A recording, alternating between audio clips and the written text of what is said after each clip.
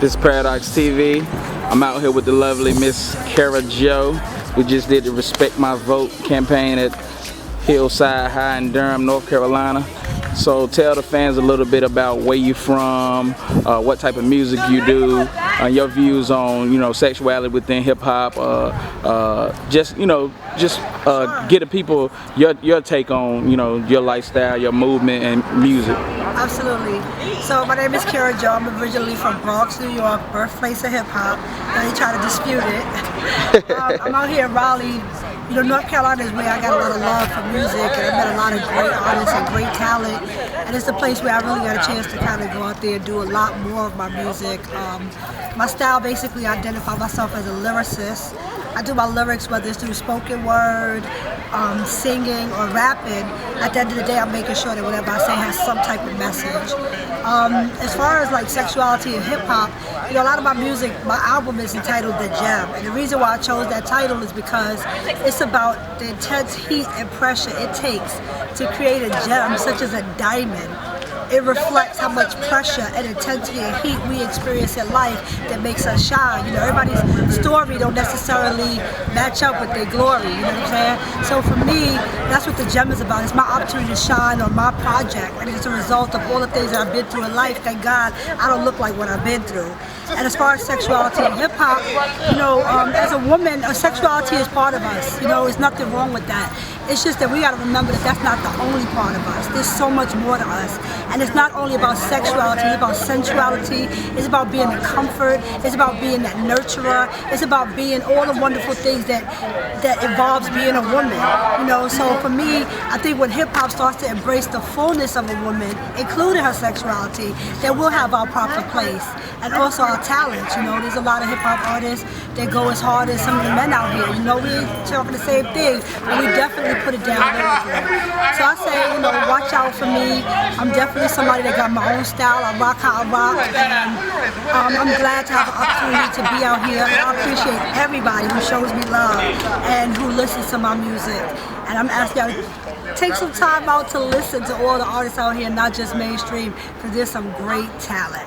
And so what are your views on the NC music scene as far as hip hop? I mean, all the genres basically. Do you feel like this market will ever flourish, or do you feel like the crabs in the bucket mentality that a lot of artists speak about will end up diminishing the shine of this actual market?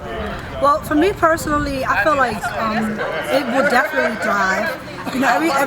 Within the history, throughout the history of music, everybody has their time, and music at a time was all the South, it was West Coast, and it was East Coast. I mean, it's coming this way.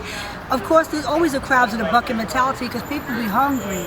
A lot of people doing this because they want to eat, so they struggling trying to get paid, but there's a lot of artists out here that do support one another. And I feel like as an artist, my responsibility is not really so much to criticize, but be the difference I want to see. I go out there and I support a lot of different artists. I'm not only going to shows that I'm booked for, but I go to shows with other artists and support them and show them love. And I think if we all take on that mentality, we will definitely make a voice loud enough for all of America to hear, internationally as well.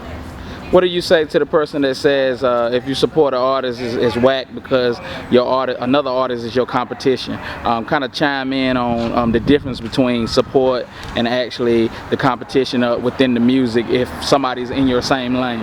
Well, for me, there's a lot of female rappers out here that rock, and for me, I really don't feel like they my competition. And not to say that from a cocky place. I'm saying that there's a fan that's gonna like what I'm doing, and there's a fan that's gonna like what the next chick is doing. I don't think that everybody just has to have the whole game on lock.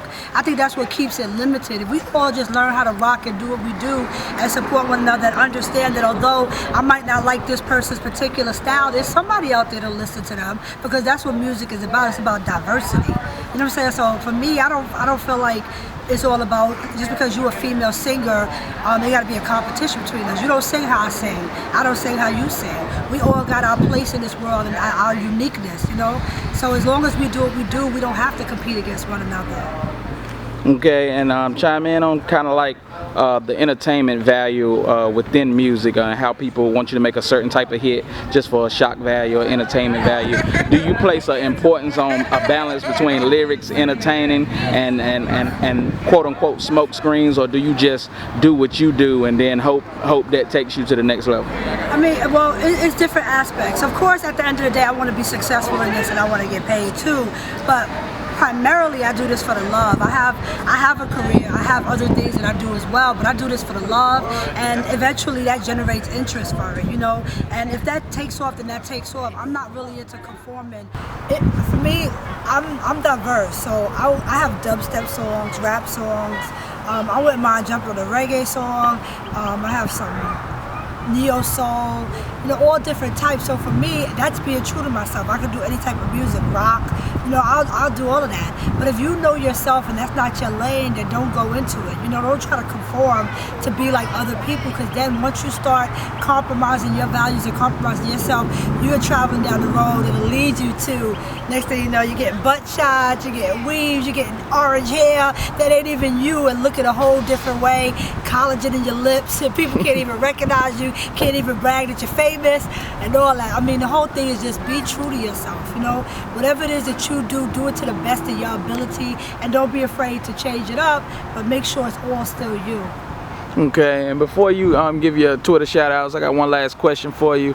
As it pertains to relationships, do you ever feel tempted to hide a relationship to keep the fantasy up for your male fans, or have you ever dealt with having to, you know, be in a relationship but seem single just to entice male fans?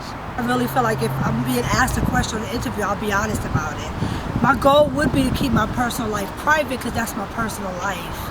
And my public image, there's certain things that I think would kind of hinder my message if certain things about my personal life was to come out. So those are the thoughts that I have.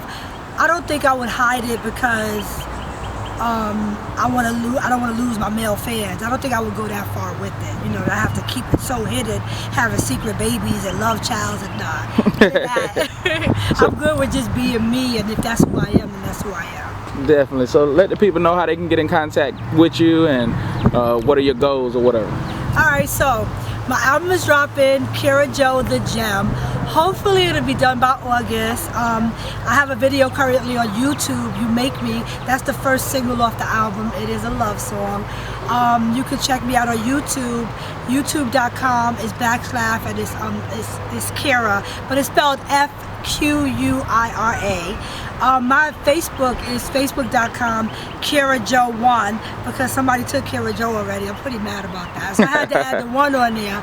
So it's Kera Joe1, Kerajo, the number 1. You can check out some of my songs that are already done. They're not mastered, but they're up there so you get an idea where the album is going. On SoundCloud.com, Kera_Joe.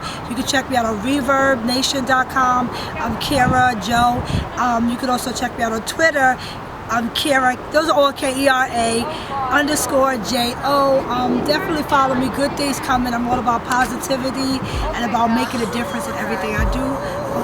Hope to see you at one of my shows soon. I'm out here in a lot of different places. So come through, check it out. Definitely. It's a pleasure having Miss Kera Joe. ParadoxTV, we're signing out.